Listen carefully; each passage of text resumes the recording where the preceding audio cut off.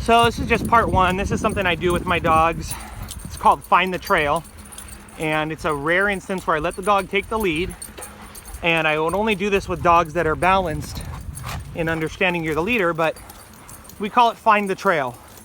So we say find the trail, and find the trail basically means follow, go back to the car, head back the way we came or similar, get us back to where we started. And I find with my dogs, it's a great exercise. You can really mix things up with them and really help them use their senses of smell. Form up, Taya, form up, Iris, leave it, hello, leave it. So that's another thing I do. Okay, go on. Okay, go, go, go. Okay, go, go, go. Once again, this is a behavior I wouldn't practice with dogs that are out of balance or have, dangerous, aggressive tendencies that are out of control. But what I do is, on off-leash walks, I call the dogs to me, then I release them. And so what I do is I call them to me. Iris, form up. We call it form up. Could be a heel. Guys, come. Sit. Sit. This is the type of stuff I love to do. Mama. Sus. So this is the type of stuff I love to do. Stay. Down. I love putting them in this stay. Once again, if you have a dog that struggles with being calm, you're going to want to first do a stay where you walk up to them and physically release them, because Kai, down.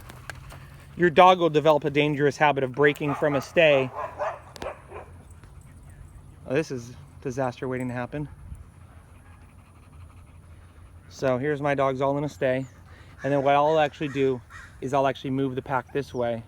So what I do is I put them in a stay and then, okay, let's go. Come on. Okay, let's go. Let's go, let's go.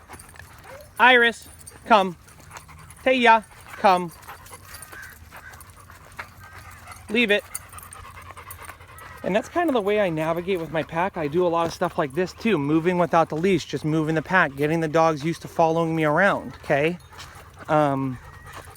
They actually really like these exercises, just moving the pack. You walk forward and you walk back this way.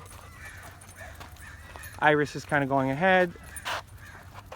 We walk back this way.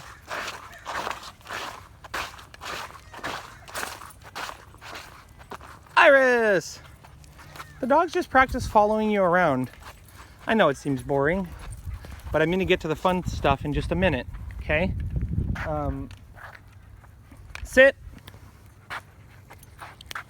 Bodhi, sit. Sit. Henry, sit. Taya, sit. Down. Bodhi is down. At this point, I've said the commands like so many times that I'm actually going to use the collar. Because it's just like, dude, I said down, I said stay. That's what I said. I'm not going to keep repeating myself. Big mistake people make, I myself have made it, so I know it's a big mistake, is to just repeat commands. No. No. No. Repeat commands instead of just telling a dog no. Here come two high energy dogs. We practice a stay. Bodhi, no. Sit. Sit. Down. Good dog. Thank you. Leave it. Dogs. Leave it. Likewise. Hey. No. So, yeah, those two dogs just ran by. This is things we practice. This is how we get our dogs really non-reactive, non-aggressive, not fixated on other dogs, not wondering, do I have to attack? Do I not have to attack? This is one of my favorite things I do, and I'm not going to do it that much because Iris really has trouble staying. Iris, stay. Stay there. Okay? What I did there is I actually used the e-collar at a low level. I was at a level 12 out of 100. I used a collar to teach her stay. But this is my other favorite thing I love doing. So we come over here. We just do, this is a real simple version. Okay, come on. Oh, doggy hide and seek. So we play hide and seek actually. I'll hide, I put them in a stay, then I hide. I have them come find me. Obviously, if you have a dog that's aggressive, you don't want to do this when there's people around because something bad could happen, or dogs. But we basically, yeah, we call it dog hide and seek. And believe it or not, I could actually go half a mile and my dogs will come and find me in the darkness. So we've done that a number of times too. It's one of my favorite things. Hello. Another real fun thing we do, hey, mama, is, and to teach find the trail, what I suggest is get on a trail that you do typically, keep the dog on a leash to start, and then just allow them to be in front and practice smelling. And this actually all started because one time I hiked the trail, it was pitch darkness and my flashlight was low on batteries. I'd never been there before, so I just told Taya, find the trail, and she started finding that trail, did a good job. So this is like the stuff I like to do. I like to call them back. Okay, form up. Hey, come. There we go, come on. There we go, good job. The Coco. Coke's doing good. Here's the crazy part, okay? As dangerous and aggressive as Kai is, and she will fight a dog to the death, and anybody who says anything about this dog, and you know, you guys know, anybody who wants to talk shit about this dog or why she is this way, come over here to California. Come handle Kai.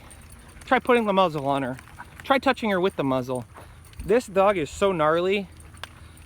I would say probably 99.9% of people, I don't think they'd ever be able to even get a leash on this dog without her trying to attack them. We've built up a lot of trust, so we do good. Iris, come. Henry, come. Henry, come.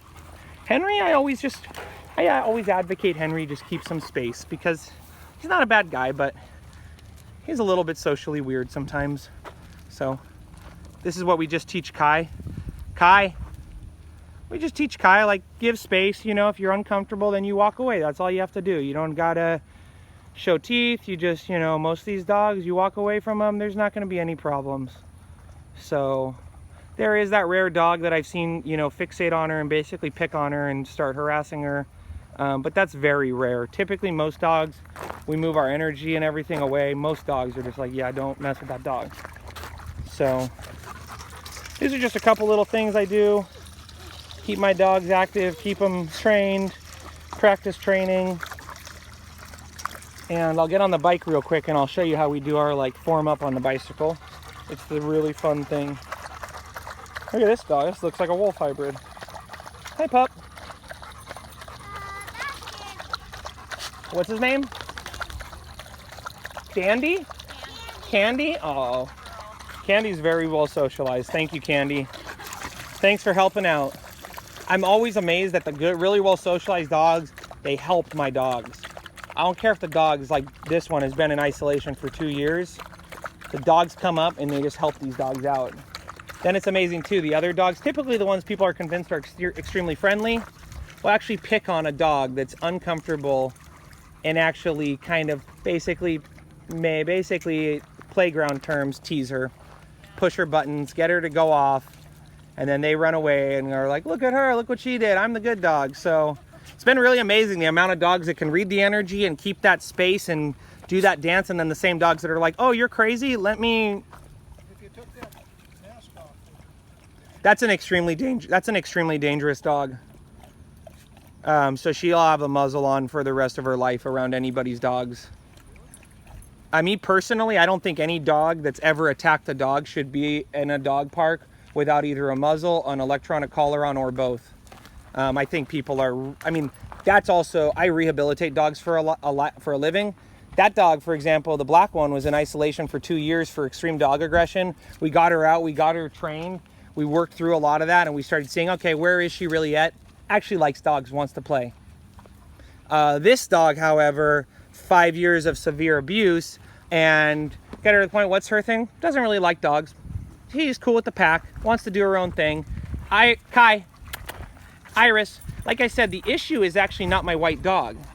The issue is there are so many dogs that are so pushy, and the owners are so convinced they're friendly, but they're actually extremely rude, and they do not respect other dogs, and they don't understand a dog saying, please give me space, I'm scared.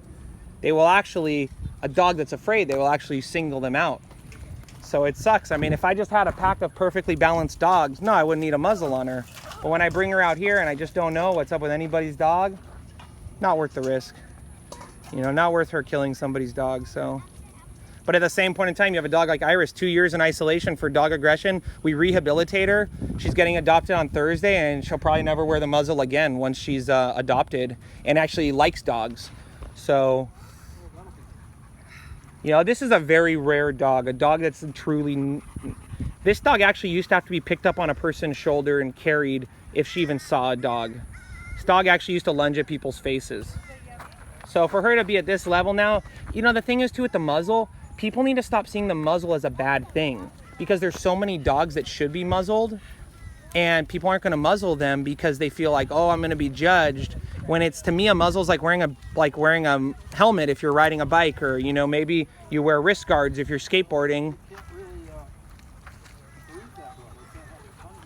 She can fully breathe and drink water, and yep. But, you know, like, it gets to this point where it's just like, we humanize these dogs so much and we project so much human stuff onto them that people would rather see a dog dead than wearing a muzzle. Because with her, that's basically it. It's like, When was the last time you saw a dog get killed? I had a friend's dog actually get its intestines ripped open here by a pit bull. Very friendly dog, totally non-aggressive. It was a $2,000 vet bill, almost killed his dog. I have a client whose husky killed a 4-pound dog on a trail in Santa Barbara. This dog's dad killed a 45-pound border collie in about 30 seconds. Henry. I have another friend here whose dog's missing his ear from an attack that happened. And actually more dog fights happen at the dog park in Santa Barbara County than anywhere else. Let's go. Henry. Iris. Come on, mama. You know, really well socialized dogs that are just at that extreme level, those situations aren't going to happen to them. But a dog that has a little bit of that, I kind of call it Cousin Patrick. You know, Cousin Patrick goes into a bar, I'm like, I don't want to go in that bar. Hey, Iris, no. She's actually extremely friendly, and I'm not just saying that. She's actually totally non-aggressive. Just was in isolation for so long. Hi, Iris.